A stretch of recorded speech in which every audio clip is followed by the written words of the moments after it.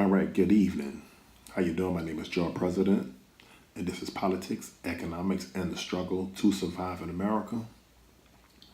And I'm going to jump right into it. I want you to listen. I want you to listen very closely. This is President Trump. He was giving a speech about the economy last week. As you should know, dealing politics, economics, and the struggle to survive. What I'm going to try to do is give to you my perspective, my outlook on the stories and the myths, and I'm going to say it again, and the myths of living here in America, and the constant manipulation in the words that the power structure uses to hoodwink us. So I'm just going to jump right into it, okay? And again, my name is Jerrald President. This is Politics, Economics, and the Struggle to Survive in America. And this is our president, Donald Trump. Good morning. Moments ago, the numbers for America's economic growth were just released, and I am thrilled to announce that in the second quarter of this year, the United States economy grew at the amazing rate of 4.1%. We're on track to hit the highest annual average growth rate in over 13 years. And I will say this right now, and I'll say it strongly, as the trade deals come in one by one, we're going to go a lot higher than these numbers, and these are great numbers. During each of the two previous administrations, we averaged just over 1.8% GDP growth. By contrast, we are now on track to hit an average GDP annual growth of over 3%, and it could be substantially over 3%. Each point, by the way... Now, I want you to understand GDP means gross domestic product. Now, for you, 99% of us who work for a living, that has no effect. That has no correlation to how am I going to put food in my refrigerator, put gas in my car, take my kids out, buying product, buying school supplies, buying clothes that they need. This is a fancy way of trying not to talk about what you go through on an everyday basis and how hard it is to truly live and survive in America. Now, he's throwing around 3%, 4%. That's not the reality of what we live in, when a gallon of milk is almost $5. A box of cereal is damn near $5, and if the local grocery store doesn't have a buy one, get one free program going on, you can't even get your cereal, your classic basic cereal. A dozen of eggs, $3.99 to $4.99. I mean, even a pound of ground beef, that's almost $9. So everywhere you look, we're constantly bombarded with the increase and the inflation on the products that we purchase. Yes, we are heavy consumers because we are a consumer-based economy. We're not a manufacturing-based economy. America hasn't been a manufacturing-based economy for damn near 40 plus years. And the only time we were a manufacturing base was after World War II. And during World War II, that's when America was an isolated nation. America built this economy off of being isolated from the rest of the world because they didn't have to worry about Europe. The rest of the world didn't need to consume American products. So now when we listen to President Trump, what you're listening to is a classic cloak and dagger operation going on. He's playing with words. But can you eat GDP? I'm asking you, can you eat GDP? I don't think so. You can't eat GDP. You can't eat 3% growth. You don't even know what 3% growth is because when you put your money in your bank account, I'm pretty sure your savings account, you're getting less than 1%. But your credit cards, between 16 to 29.99%. See, what he's doing is playing games with you. And he's up there on stage with a bunch of other buffoons. So those people don't even shop for their own products. Most of them are multi-millionaires. So someone is doing the shopping for them. If you ask him how much is a gallon of gas, he couldn't tell you. Here I live in the state of Florida. A gallon of gas is $3.65 to $3.80 a gallon. I'm sorry, $2.85 a gallon. So I'm going to press play, and as we listen to President Trump, I'm going to interject because it's important for you to understand the chicanery and how they maneuver words to further destabilize and discombobulate you. Means approximately $3 trillion and 10 million jobs. Think of that. Each point, you go up 1 point. It doesn't sound like much, it's a lot. It's $3 trillion and it's 10 million jobs. Now, what he doesn't tell you, again, what he doesn't tell you, that $3 trillion, 99% of it went to the 1/10 of 1%. That money didn't come to you. When he talks about the tax cuts, I want you to really think and look hard and look inside your paycheck and see, when did you receive a tax cut? Because if you did get a tax cut, I'm willing to bet you it was consumed in how much you put in your gas tank, or your health insurance premium went up, or the grocery that you purchased went up, or those school clothes that you just got ready to purchase for the new school year went up. So, see, this is the game they play. They give you these rosy numbers, and they know that the rest of America not paying attention to this. They know that the American people ain't paying attention to it. Why? How do they know that? Well, he lives right there in Washington, D.C. And if he just went right down the street to Anacostia, he would see it's abject poverty.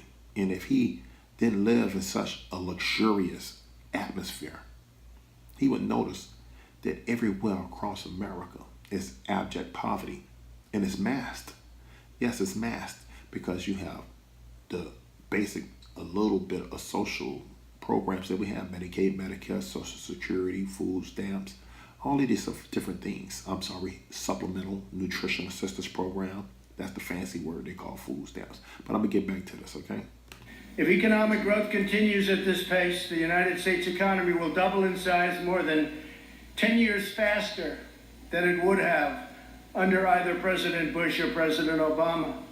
Perhaps one of the biggest wins in the report, and it is indeed a big one, is that the trade deficit, very dear to my heart because we've been ripped off by the world, has dropped by more than $50 billion. Now you got to laugh at that one, because when he say America's been ripped off by the world, I want you to understand something. Donald Trump's products are made overseas, in Vietnam. Those Make America Great hats are made in Vietnam. The Trump ties are made in China. His daughter's products are made in China. Apple's products are made in China. Those products that we purchase out of Walmart or any department store are all manufactured in Southeast Asia. Now you gotta ask yourself, who's getting that money? Those are American corporations that are over there, and they're shipping those products over here. See, that's the game they play with you. He's got you thinking that it's the Chinese. Those products are American-made products. Apple is an American-made company. The products that's in Walmart, that's Walmart products, which is why the family that owns Walmart, the Walton family, are worth $170 to $180 billion. So once again, this is the lies that we're constantly bombarded with. And they know you bogged down with your student debt. They know that you're trying to just survive, that you wake up every day trying to figure out, how am I going to make it again in America? See, that's the beautiful thing about listening to Donald Trump or any president that we've had. They tell you these fancy words. It really means nothing. That's the beauty about listening to him. I got to give it to him. It's genius, because it sounds really good until you go and check your bank account, and then you realize, like, damn, how am I going to make it next week? Man, I got to put gas in my car. My kids are hungry. The rent is going up, or my mortgage is going up because I have an adjustable rate mortgage. I mean, everywhere you go, you have the bill collectors calling you. You got the water bill going up, the electricity bill going up. That's not what he's talking about, because GDP is not a water bill or electricity bill. A GDP is not your rent or your mortgage note. GDP is not your car note. GDP is not putting 4 new tires on your car, or your transmission that fell out, or your air conditioner is not working no more in your home, and now you got to get a new air conditioning unit. See, that's the game they play with you. GDP is not none of those things. That's for something that's in a book. I'm going to get back to this, all right? 52 billion to be exact. It's dropped by more than 50. Think of that. The trade deficit has dropped by more than $50 billion. And that's added and adding 1 point to GDP. That's a tremendous drop. We haven't had a drop like that in a long time. You have to go back a long time before you find it. Now again, this is your president of the United States. He can't even put a complete sentence together, and he's reading off a scripted piece of paper. This man can't even put a complete sentence together. See, that's how it is living in America and under the system of white supremacy. See, they can fail up. We can't fail up. You see, descendant of a slave, 1619. See, I'm a direct descendant of slaves. And I understand how this system works. That's how powerful white supremacy is. This individual is up there talking. He can't put a complete sentence together. But he's the president of the United States of America, a nation that has in excess of 15,000 plus nuclear bombs or nuclear weapons, that has a military base all around the world. See, you can be illiterate and ignorant.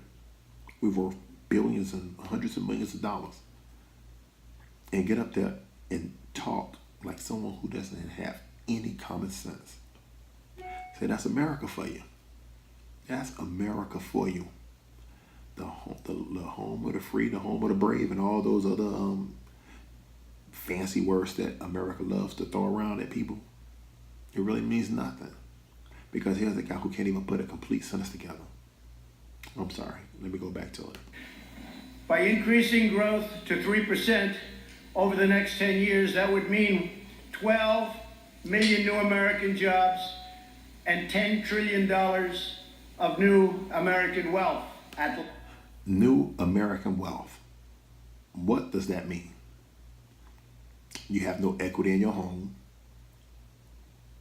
Your 401k, you might have maybe $40,000 in it, but you've been on the job 27 years. You might even have $100,000, but you've been on the job for 27 years. You're 57, you're 60 years old. What does that mean? You have no wealth. It was wiped out when the economy crashed and President Obama bailed out. I'm sorry, President Bush, then President Obama bailed out the banking industry. See, this is the illusion and the games that they play on American people. This is the illusion. And that's what's so fascinating about listening to him. He's oblivious to the realities of your everyday plight in America. He's oblivious to it. Let's go back to Mr. Trump. At least. And that's not including the fact that since I was elected, we've created approximately $7 trillion of new wealth. It went to who? The year before I came into office, private business investment grew at only 1.8%. Last year, it jumped to 6.3%. That was my first full year. We had to do a lot of things to get it to grow.